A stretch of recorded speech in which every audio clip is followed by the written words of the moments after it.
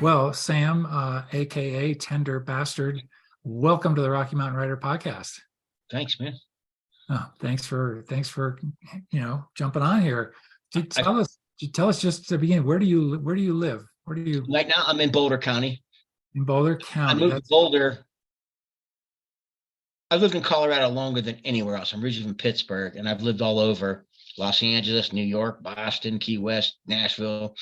I've lived in Colorado longer than ever. And when I first came to, you come up 36 from Denver, and you come up that overpass, and you just see the foothills and Boulder. And I just went, oh. And Boulder spoke to me, so I've been there for a long time. So Yeah. Are you up in the foothills or down around downtown Boulder? I'm actually out on the plains a bit. Ah, I'm out east a okay. bit. So, Gotcha. but now you live in Mancos, Yeah, I live west of Durango. Yep. and when oh, you're west of Durango. Okay, I've been to Durango, and I spent a couple of months there, and Cortez. Yeah, exactly. How Well, did, right between Durango and Cortez. how did you decide to move there? Because you were in Denver, I believe. I watched a podcast with Maddie Butcher with you, Oh and yeah. what other locations were you considering? Fort Collins? Oh, we looked all over. We looked at Steamboat. We looked at Salida. We looked at Montrose, Grand Junction. We looked at Glenwood Springs. And then we found Durango, and we just liked the whole feel down here in Southwest Colorado. Then we kind of looked east of Yeah. Durango. And then when we found the Mancos Valley, we just said, this is it. This is it. So, So you know where the Strader Hotel is, right there on Main Street. sure. Yeah, If you absolutely. go there, maybe you've done this. You go there, and the room right above the front door, that was Louis L'Amour's writing space for a number of years. So I went in and sat at his desk, but this young kid was with me, and I go, "Can I be in here alone?" He goes, "No." I don't know if it's really his desk and his chair, but supposedly that was the room he wrote. I'm not sure what period in his life that Yeah. he wrote, but at the Yeah. Strader Hotel, I just tell people when you go to Durango. Yeah. So, Classic. That's great. That's great. So tell us though, how long have you been writing? like a lot of people, I started writing poetry when I was a teen. And then my senior year, I met a kid who was a year younger than me. And he was somehow, I think I saw him playing in school bands. And somehow we hooked up in his house. And I'm like, oh man, I write poetry. And he goes, I play acoustic guitar, electric guitar, steel guitar, bass guitar, and trombone. And he proceeded to show me all that. And I was like, oh yeah, man, you're pretty talented. And I just started writing lyrics with him for songs. So I was a songwriter for a long time. Then I started writing short stories. And then I started writing novels about 20 years ago. I've written 5. And my newest one is Poof, my love letter to Boulder. Yeah, And and when, I started writing screenplays, stage wow, plays. I had a play in New York City in 2016, and what was that? Tell us yeah, about. that was pretty cool. Yeah. And off Broadway, Did you and go? Did you so go out there? now I write. What's that? Did you go to New York? Oh yeah, Yeah. yeah. I went there to film the play. Yeah, that was a good experience because I got that done, and then later that year I had a musical, Christmas musical. I wrote it in about 3 weeks on a recreational river in Southwest Pennsylvania, and I got it produced. I wrote it in September, and it was put on stage in December. That was really a great experience. And the second male lead never showed up. So after about 2 weeks, they said, "Well, the director said, I don't think we can do this because we don't have it." And I'm like, "I'll do it," and I jumped in. So that was fun to act again. And sing. Yes, and I wrote all the songs. With a musical, it's the book. No, it's songs and libretto. Yeah. Libretto, I think, is Italian for the play. But that came to me while I was walking through Times Square. I play in New York City, and everything was a musical. And even Fiddler on the Roof was back after being gone so many years. Hamilton was there, Jersey Boys, Beautiful, which is a Carole King story. Yeah. We were walking up from 29th and Chelsea up to 72nd Central Park East to go to the Dakota, where I will say John Lennon was assassinated by the CIA. I'm pretty sure. And we tried to get in. We tried to go in the door, and the guards stopped us. We got walked out, and I thought, this is one of the situations where the police might show up. I was thinking black and white NYPD, and we walk in. As soon as we walk across the street into Central Park, 3 white vans with blue tinted windows pull up. 6 people jump out. Homeland Security.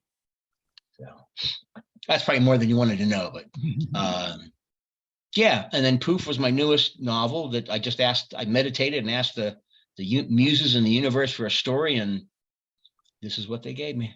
What does Poof? What does the title mean? I didn't have the title when I started writing. I just had pieces of the story.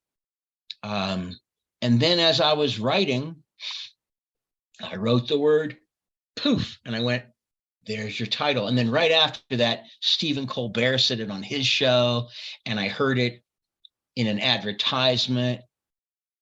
And I always look for those little connections. I always look for those little cosmic, like, is that just a coincidence? Like, I needed a pair of gloves a couple of years ago. The next day on the ground was a really nice pair of gloves. I would have returned them, but I didn't know who to, I'm like, look at that. Is that a coincidence? I needed windshield wipers, and I pulled into a convenience store, and right in front of me in the garbage can, sticking up, were windshield wipers. And I look and I pull them out. They're brand new, and they fit my car. I'm like, wow. Maybe. So well, tell us about the story. Well, tell us about what is the Poof about? A character? Is it what kind of novel is it? I after I started writing it, I found out that I think to categorize it, it's new adult. After young adult, up to like 15 or whatever that is, new adult is basically coming of age also. It's like young adult, 18 years old. I didn't know that when I started writing. I just knew that I wanted to write as a kid, to try to remember what it was like being 18 again. Like you wrote when your Alison Coyle mystery series came to you, and you learned that you were going to be writing in a female voice. Did you go, oh crap, man, I just want to write as a guy? Yeah. So I thought that was interesting too, that you write as a female voice. So the storyline is this kid, Eric Foster, living in Spirit Lake, Iowa. I was going to sit in Manhattan, Kansas. I was going to sit in St. Louis, but I have a friend that lives there, a good friend. So I went with Spirit Lake, Iowa. And as a kid, he has to live with his mother's parents because his father and mother were heroin dealers, and the father kills the mother. You hear that story all the time. And so he went to live with his mother's parents. His sister went to live with his father's parents in Okoboji, which is nearby. And they see each other once a month. When his grandmother, Temperance, takes him to the park at the end of the street, Osiris the alien, for some reason, shows up and gives him a translucent blue orb containing historical artifacts. Socrates' yo-yo, Da Vinci's scissors, which Da Vinci invented the scissors. I didn't know that until looking that up, I guess. Wow. Van Gogh's painting trial, a bunch of things, Cleopatra's hand mirror. I don't know why he has them, but he has them, and he takes them. He gets a job at the Happy Time Hot Springs Unusual Event Center in Boulder, Colorado, as a night desk clerk. I put a hot springs in Boulder. Sometimes people go, there's no hot springs in Boulder. I go, this is going to be a short conversation. And then he has all his adventures. He meets Valentina Meraki, who we don't learn until the end. She graduated from Boulder High School. She's working there. He doesn't know that she's an Atlantean. She's a new Atlantean. And her parents have come from Sirius the Dog Star to Boulder. And they have their love affair. He competes for Valentina's affections with his nemesis, Hard Breath. And Osiris comes back. All those people come back to claim their things. He gets lectured on sustainability and kindness by Geronimo. And he actually, while he's talking with Geronimo chokes on a piece of pemmican. piece of buffalo jerky. And so Eric gives Geronimo a Heimlich to save his life. And he goes, that's pretty good. You saved the life of a dead person. Tell people about that. See if they believe it. And then that evening, he and Valentina are going down to Denver for a comedy show. And as he's driving, he goes, you'll never believe what I did this morning. She goes, what? You gave Geronimo a Heimlich? he drives off the road. But that's where they get laughing disease. In the comedy show, there's one guy from China who brings it to Denver. And the Irish comedian Perry O'Donnell is making everybody laugh, of course. And then they get laughing disease, which is code for COVID. And I wanted my revenge. This is kind of a revenge novel. I wanted my revenge on COVID and just a couple other things. And the way you get cured of COVID is you have to slap each other so they can't laugh anymore. So they cure themselves of that. And then Glenda the Glacier, which is Arapahoe Glacier, which feeds Boulder Creek, goes rogue. A lot of water starts coming down at the end. And from the very beginning of the story, Marty the Meteor has been scheduled to mash Earth's potatoes on Labor Day. So you know that. And Osiris is trying to figure out how to deflect the comet, which he doesn't do successfully. So they all jump in their car and they're driving to Chaco Canyon in New Mexico. And that's the last open portal that they can dive through and head out into the cosmos. And they get there. They're chased by FBI and aliens. And the Minotaur and Teddy Roosevelt, who are two more of the historicals, they smash the roadblock, the FBI alien roadblock. And Da Vinci and Van Gogh paint like a Wile E. Coyote shortcut that the FBI and the aliens crash into. And then up on the ledge above Pueblo Bonito, if you know Chaco Canyon, they dive through a water portal. And I wrote that before I went there. And when I got there, we went up on, I wanted to see that view. It's 103 degrees. And there was a hole of water there. I'm like, again, it's like the gloves. And I'm like, how did I do that? There's no water anywhere else. And then what? The climax of the books takes place at Chaco Canyon? Yes, they drive from here down to there. You said it around the solstice. When the summer solstice is when they think a lot of those buildings were built to line up with the summer solstice. I was there twice for the summer solstice. The first year was good, where Casa Rinconada, where that is, and the light the sun comes up, it shines through the slot, it goes on those 7 slots, and when it gets to the 7th one, the ranger goes, and that's how the Chacoans predicted the summer solstice. And then he goes, but maybe it's just a coincidence. I'm like, dude, what do you mean it's just a coincidence? Who told you to say that? Yeah.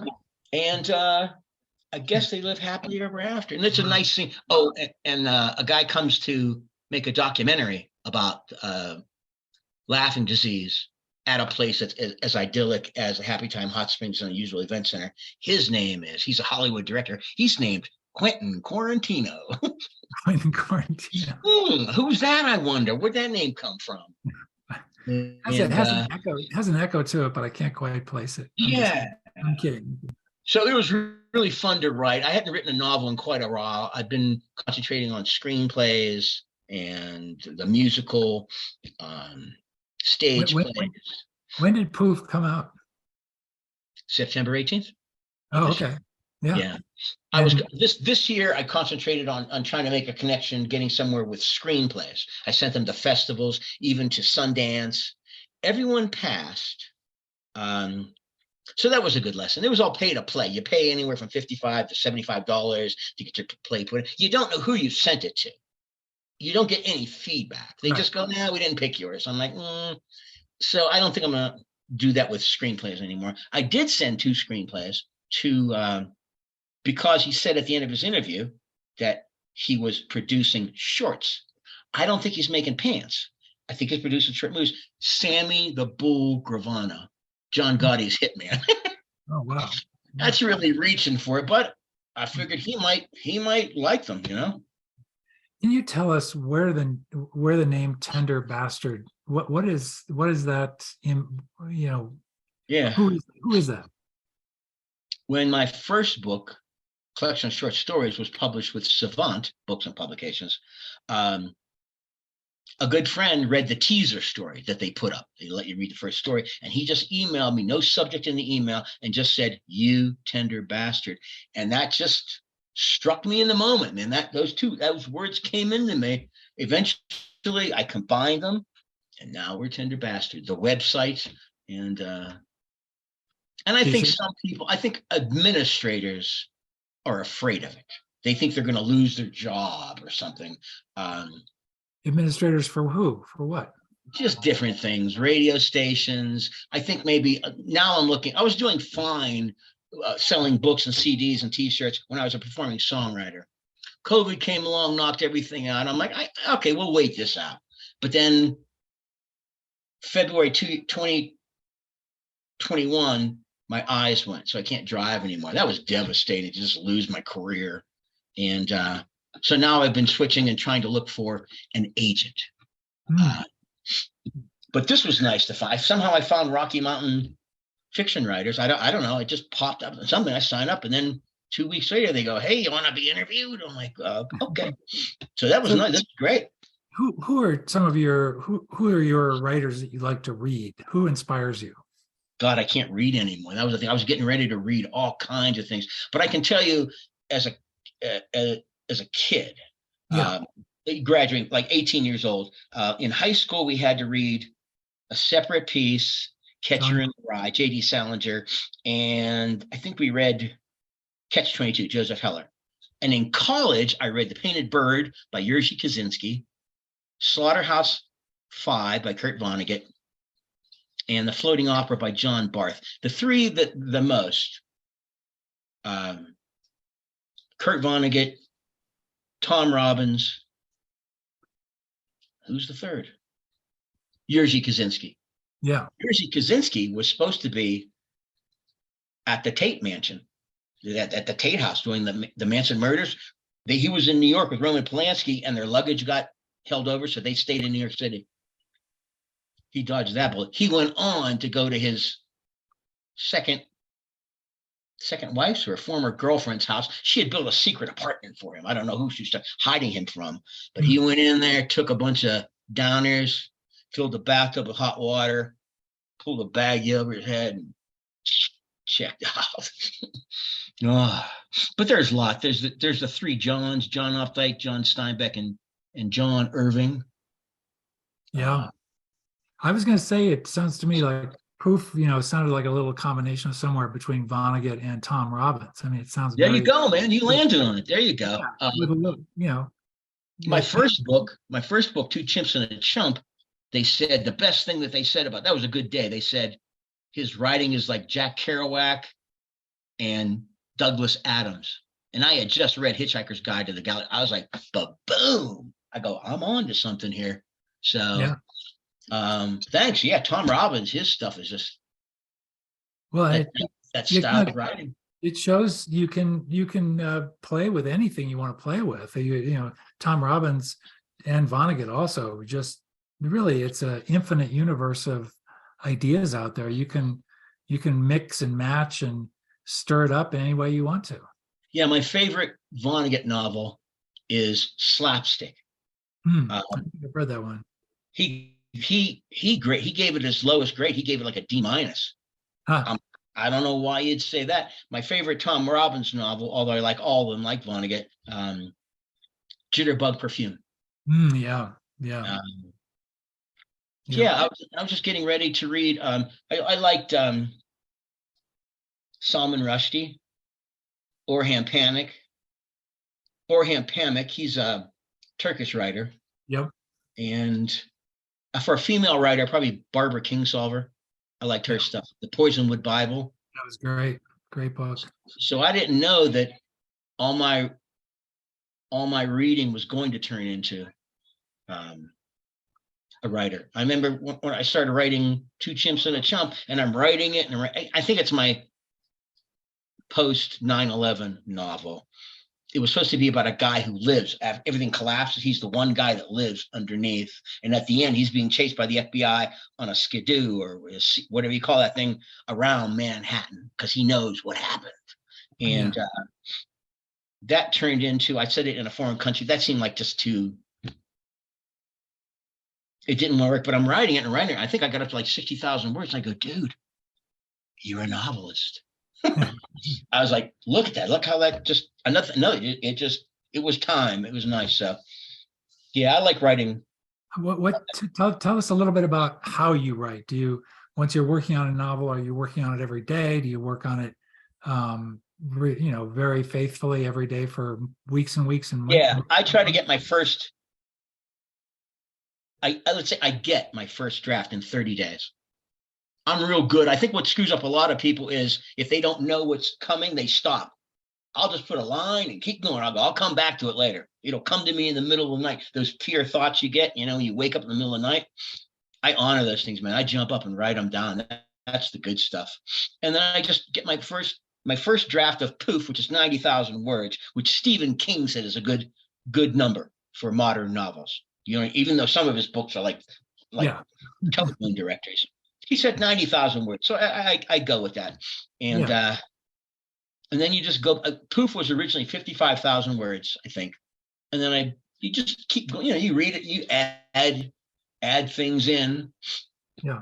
It was a lot of fun to write. And did you look for a publisher at that point, or how'd you go about that? No, I mean, I am right now. I am. And just, maybe some people want, each letter has to be so different. They want 1 page. They want 5 pages. They want 10 pages. They want this. They want to know your address. They want to know how many books sold. They want to know your DNA. They want to know everything about you. And then they had that wish list thing, that really long, which I'm staying away. I just write.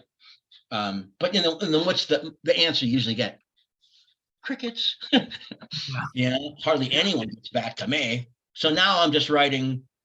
My headline is just Poof, a novel by Tender Bastard. I put it right in the title. If you don't like Tender Bastard in the title, you're not going to click on it and go into it. But because the people that like Tender Bastard say it out loud. They go, Tender Bastard. I had someone recently, a radio station. I said, oh, my book's on the shelf there, Poof. And she went and got it. And she comes back and she goes, Tender Bastard. I'm like, oh, you didn't say that the right way. I didn't like that. So, wow. It might be going in the Boulder bookstore. That's an offer. I talked to those folks, which I think for this novel, that's a good lead too. Yeah. Because they have a book club that they do. The former news director and the owner of the bookstore, once a month. I've never heard it, but I think what they do is they take a couple authors and I don't know if they actually interview the author or just talk about the book. But oh, great. It would be nice to get some traction with this and other things. And I'm looking for a place to have my plays and musicals produced. Yeah. That would be nice. So let's see if that happens. And what else? And just writing songs. Yeah. Just keep writing. Just so I feel lucky. Coming back to Poof just for a minute. I mean, just to give folks, what do you want what do you think the main thing a reader would take away from reading Poof? What would be the main kind of thing that you want to leave them with? Hey, I want them to go, hey, that Tender Bastard, he's a pretty damn good writer. I don't know, just be entertaining. To go, the thing I liked about, I've learned much more about the human condition from reading fiction than fact. Social things with like Kurt Vonnegut and things. I want people to learn things that they didn't know and to go, and that's what I used to do, especially with Kurt Vonnegut. He was the first one where I'd go, that's how I feel. Yeah. He just said what I've been thinking. So, and to be entertained and to say, I want to read another one of his books. Because when I find a writer that I like, I tend to read 3-5 of their books. And Michael Crichton, I did that with him. I found Andromeda strain on a bus. I was traveling, and it was sitting, the copy, again, what was it doing there? It was just sitting on the seat. I picked it up and started reading it, and I go, oh, I like Michael Crichton, because he had, all of his things have social issues. And you do that too. I saw in that interview, you put things in there, sustainability. Where are the flat tops? The Flat Tops Wilderness is north of Glenwood Springs. Kind of there's Glenwood Springs to Rifle. If you go from Glenwood Springs west to Rifle, and then go Rifle up to Meeker to the north, and then Meeker across the top of the Flat Tops to Yampa, and the Wilderness is within that big, huge area. I thought that was interesting. I've been all around Colorado, and I've been to Strawberry Springs in Steamboat, but I didn't know where the Flat Tops were. Yeah. So yeah, I noticed I with that Maddie Butcher interview that you put social issues in your stories. And that's what I do too. I want to talk like laughing disease. One guy dies laughing his ass off, literally. And I just like, I think I want to get this pandemic thing in there. Just, the thing I like about fiction is I get to have my way. There's so many things in the world that everything that's happening, I don't get to say about it. Let's go to war. I don't want to. We don't care what you want. That's why I'm letting my hair grow, because I can do it on my own. Don't have to ask permission. That's it. I'm like, let that do. So, you clearly get a lot of pleasure out of storytelling in all its forms. Yeah. And that's the thing now, where I'm just confined to being here. I can't drive. I can't go anywhere anymore. It's so tough I made my living, and I enjoyed, I quit in my 20s. I was in bands. I was a singer. And then I thought, business, I got to go try law. I tried law school. I made it 1 year. Law school's 3 years. What happened there? It just wasn't for me. Yeah. My brother, who went to law school, he got his books stolen. I'm thinking, there's a lawyer that's a thief. I'm like, there you go. Is that a noble profession? And then I tried teaching, and I thought, I'm going to give back to young people. And just nobody wants to learn anything. I just didn't fit in at teaching either. So after that was about a period of 8 years. And I just thought, dude, what do you want to do? I said, I just want to sing my songs. And not having a wife or kids, I had really low income, I had my dog. And I just, I booked the show, I packed for the show, I got to the show, I did the show, I broke it down, and then I sold books, CDs, and t-shirts. And I can't do that anymore. Yeah. So, you can't talk about your books to people anymore or anything. So when you contacted me, I was like, yeah, baby. We're in the world again. Yeah. Well, we're glad you're involved in Rocky Mountain Fiction Writers, and, obviously wish you well in all your writing efforts and journey. And we appreciate your time today and giving us a glimpse into your world. And where can you pass along where people can find you online?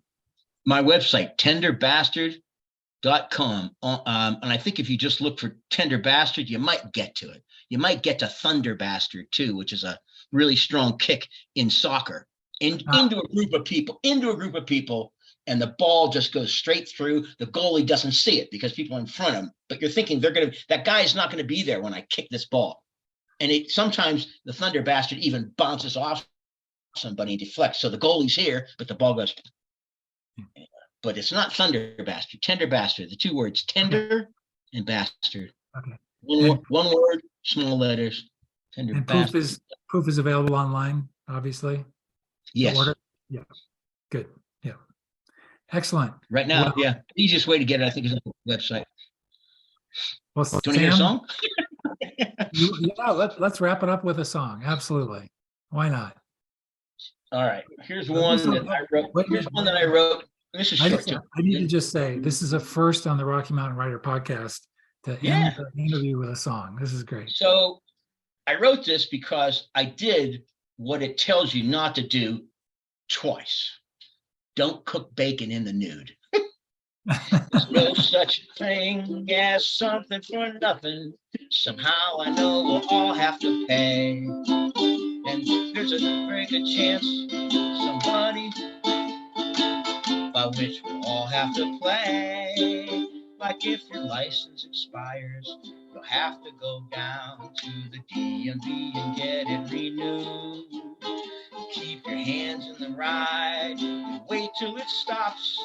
And don't cook bacon in the nude. No motorized vehicles beyond this point. Check to make sure. I can't even remember my words. No motorized vehicles beyond this point. I just went blank. Can you believe that? Holy hell. But it's a good song. Don't. Good finish. Don't cook bacon in the nude. Ooh, don't cook bacon in the nude.